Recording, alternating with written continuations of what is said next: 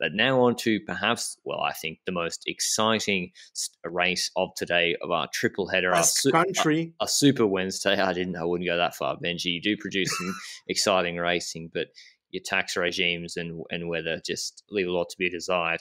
176 Ks, the Baloise Belgium Tour kicked off with an absolutely stacked field. I mean, it's 2 pro, but it's got Ackermann, Ewan, Ballerini, Stibar, Cavendish, Evenepoel, Groenewegen, Eekhoff, Bol, Nizzolo, De Bont, Merlier.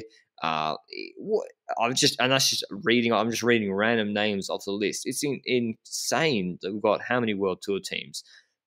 9 World Tour teams. It's it's absolutely stacked race, and I think that's don't tell Benji, but Belgium really is. Well, I still think the heart of cycling. But yeah, the profile for this race, flat pretty much, and then they go and do some reps of a circuit, which includes the Berg ten Hout. We have a gold. It says golden. Is golden in Dutch golden, Benji? I have no clue what you're talking about. Like, genuinely. The word for golden, is it gouden? Gouden. G-O-U-D. But yeah, that's a problem because like I'm West Flemish, which means that I pronounce every G like an H, and we get laughed at for the entire country because of that. So for me, it's Houden, but it's technically Gouden. Okay, Houden kilometer is with 160 k's to go now. You remember that from the Bink Bank Tour last year, an absolutely fantastic gimmick where you get there's 3 bonus seconds on offer in 3 times in a kilometer. So 0 meters at the start of the golden kilometer, Holden kilometer. You get 3, 2, 1, then 500 meters to go, 3, 2, 1, and then at the end of the golden kilometer, 3, 2, 1. So 9 seconds available for whoever leads through there. And other than that, it was a rolly course. It was quite difficult. Got some cobble climbs, not too nasty. Then it's finished with a bit of an uphill drag. They do the Berg ten Hout close to the finish. And yeah, just a nasty course to start the race. And that was what was surprising to me, Benji. I want to start with Caleb Ewan and Lotto trying to stay at the front on the hard part of that circuit. The break was about 1:20, 1:30. Was that with the road so narrow, was that so they could control the pace to keep it slow when they had Frison and co at the front with Ewan? I would have guessed so. I would have guessed that they were trying to get this towards a decent sprint with, well, Ewan for them. But some other people weren't really agreeing with that. And I think we easily saw that going into the last portion of the race. But all in all, I think that indeed sprinter teams were trying to keep it controlled, while teams that don't necessarily have the pure sprinter here, because, for example, De Koning was planning to go here with Bennett. They have Cavendish here as a replacement because Bennett has a knee injury or something. As a consequence, I don't believe that they were going to directly say, Cavendish, he's on the same level as Caleb Ewan. So, nah, I don't think so. So I think that they're going to be more aggressive throughout this stage and perhaps try something. And that's something we saw because I watched this race, the last 30 kilometers, I got to be honest about that, because I was focused on the 2 races we were supposed to cover instead of the one that we were not going to cover. And then my Twitter lit up because I received by, I think, Joe Wakelin, a message on Twitter, Remco's attacking! And I was like, okay, I got to watch this now. Some OG Remco is always welcome, even though it's like he was 18 back then. So I'm not sure it's that OG. But all in all, we saw a move by Remco. And I think that, did anything happen beforehand or? I think the race was split apart. I think Ballerini and Lampard were being a bit aggressive. Gilbert had been aggressive as well. Mm-hmm. I think the sprinters teams, they got Ewan in particular here, Cavendish as well, but Cavendish has also got Evenepoel on the team. The sprinters teams were trying to keep it slow, just trying to hopefully bring back the break gradually. But this circuit was really tough, and I think we saw that with sprinters like Ballerini. When Evenepoel went up the road, Ballerini tried to bridge with Philippe Gilbert, or not bridge, he was marking Philippe Gilbert and was sitting on him the whole time, not helping him. And with the 26-degree heat in this hard circuit, he eventually cracked completely.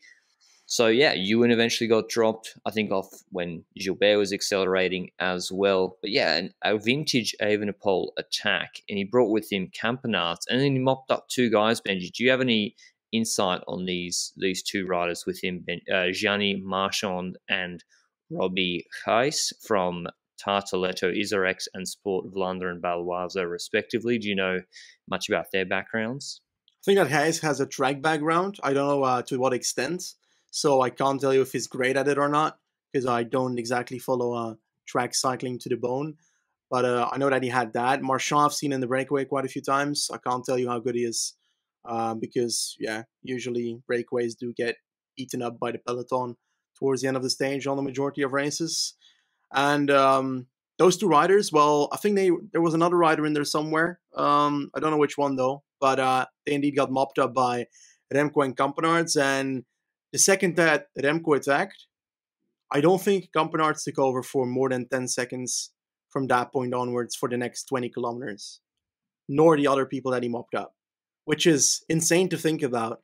And then you question, is it because if Remco's attacking, they know he's going for GC and they can benefit off of that? Or do you think that it's more the situation of Remco's pacing so damn hard, his watts are too high to try and take over here? I think they just were on the limit from the initial bridge.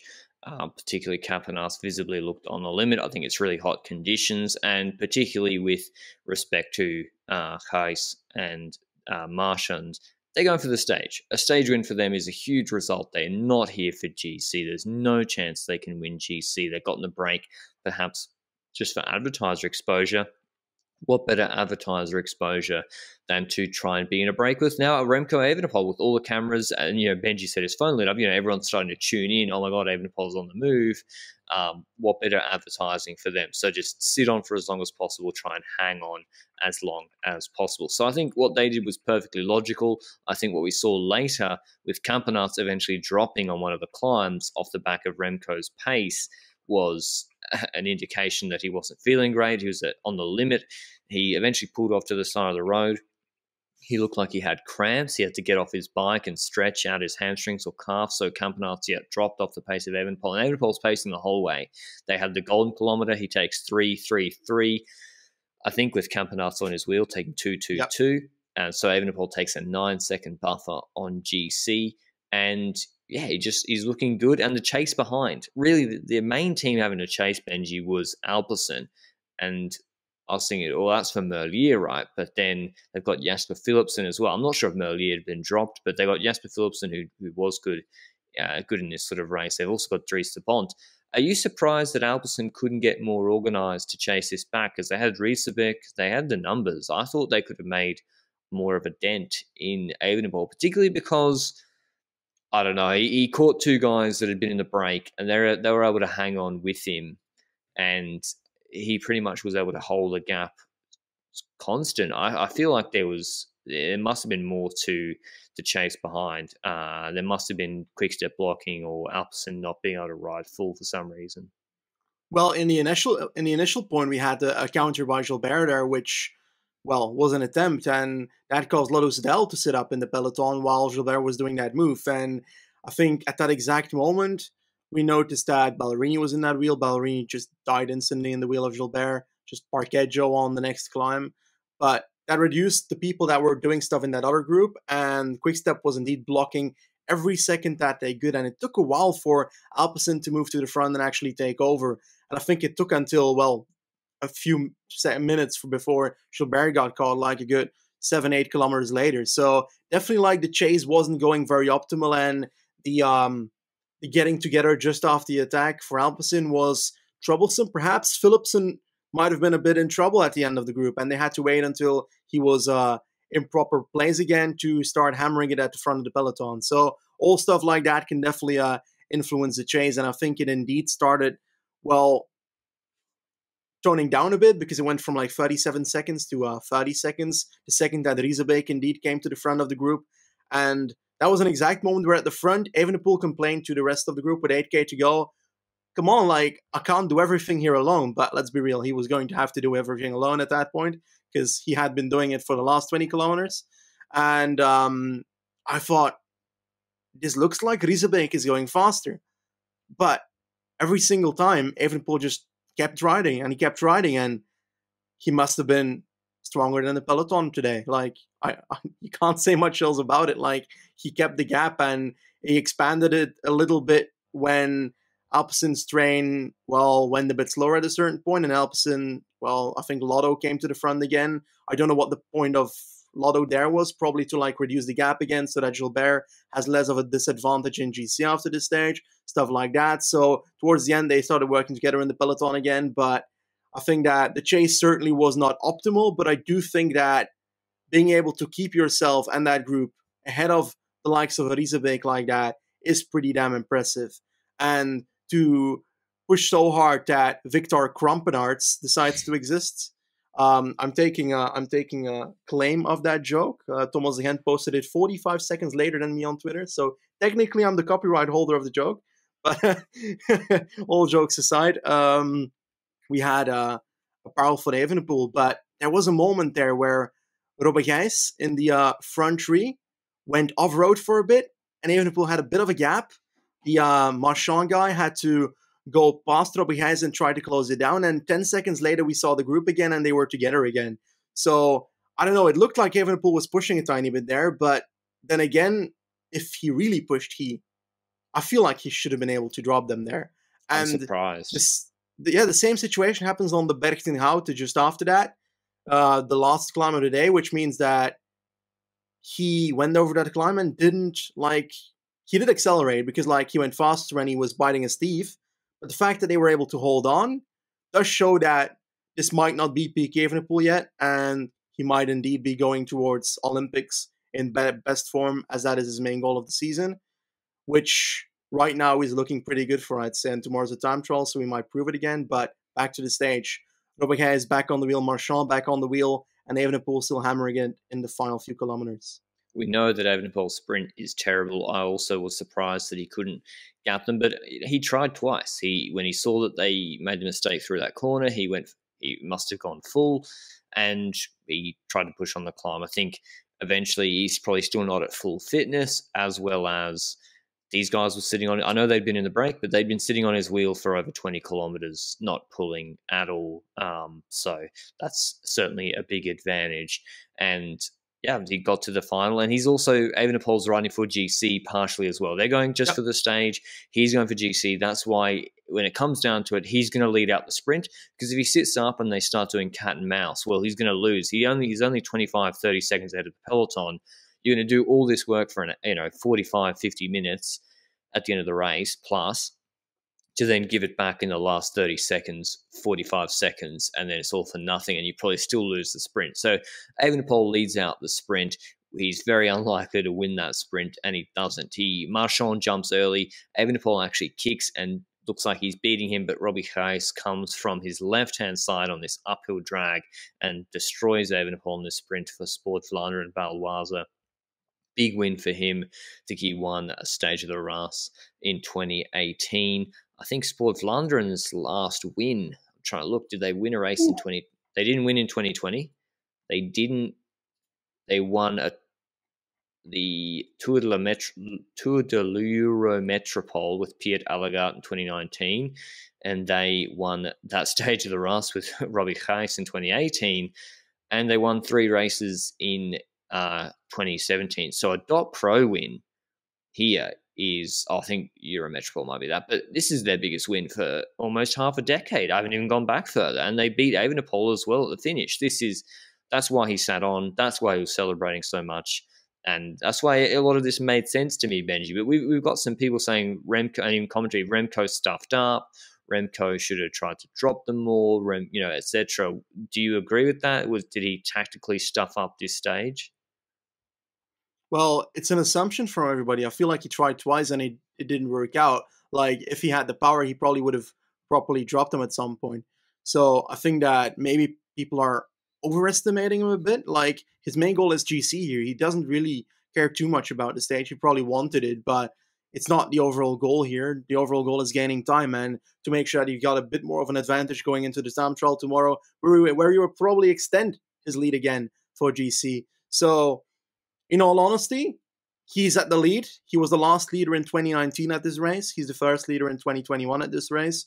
And I don't see an easy way of getting rid of him unless he has bad luck and crashes somewhere. It's like that stage in stage 4 of the Baloise Belgium Tour in 2019. A similar length, 150k, some hills, Evenepoel was in a move with Campenaerts and Kroon, and they sat on his wheel all day, and they beat him in the sprint. But he was, 52 seconds ahead on GC, extending his GC gap on everybody else. So, yeah, GC-wise, and I think this goes further to, well, how can Evenepoel solve this? Because his sprint is terrible. That's not ever going to, his sprint is never going to be good, I don't think.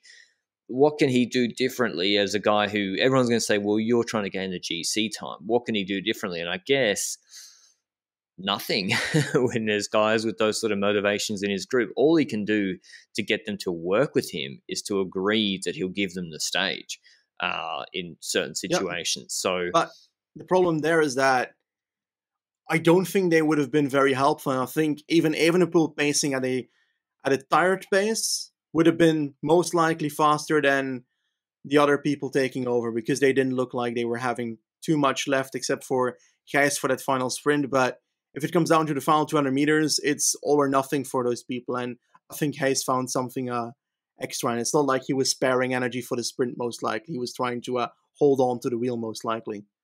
Exactly. It's difficult in these Belgium races where even if Evenepoel says that, they'll be like, well, you running tempo might drop me on the next climb. I don't know if so. They're like, I'm not putting anything additional in. Whereas in a Grand Tour on like a flat stage or something where you catch the break, like all Basque Country, David Gaudu and Roglic is a good example of where that can sort of work. But it doesn't work in these sort of punchy Belgian races, or particularly when the ability discrepancy is so big between the two riders. But tomorrow's stage, from Nokkeheist to Nokkeheist, it's the TT 11.2 Ks. Evenepoel, he came second today, so he's first on GC because of the golden kilometer rule. He won, so he took 9 seconds there, then lost 4 seconds back to Gijs in the sprint, but came second. So he's first on GC, Gijs second, 5 seconds back. The next biggest GC contender, Philipsen, is at 43 seconds with Schelling, who was a big contender for GC, and Enkhorn, etc. The TT tomorrow, Evenepoel should probably put time into them as well.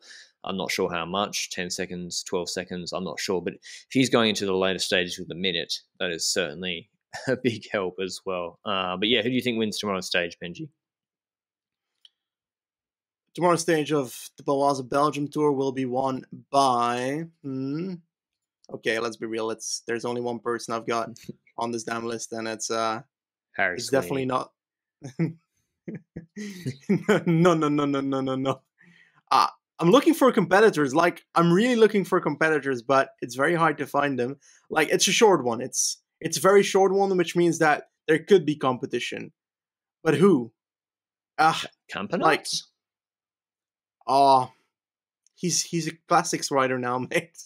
Is he? I don't know. Is he trying in the TT? If he was like fully locked into TT life. No, sorry, Decker. The reason why I'm saying that is because he had that good first time in the last Giro time trial, because he sprinted the first portion of the time trial. If he sprints this one, all right. Well, I'm desperately looking. Okay, let's be real. Like in the 13K flat TT in UAE, Decker, where did he come? No, we're not gonna. No. We're not gonna go there. It's Evenepoel tomorrow's stage, and he's the out and out favorite for tomorrow's stage. But this is cycling. Weirder things can happen, particularly in an 11K TT. If it was a 30K TT, I think we'd be even saying it's 95%. But nothing sure in these short Mullen top 5? Yeah, maybe. I mean, who knows how his legs feel after today, Evenepoel, mate. I wouldn't surprise him, but how's Schelling's time trial? Because that's the interesting one. It's actually decent. Ewan on the first stage on Itzulia. Yeah. And when it comes to GC, I feel like he might be the underdog competitor of an Evenepoel on this. He's been winning, which is good. He won that Hippingen race in Switzerland. So I think that Schelling might be one of the riders that could be good in GC after this, and definitely after tomorrow's time trial. All right, that's our recap of Baloise Belgium Tour Stage 1.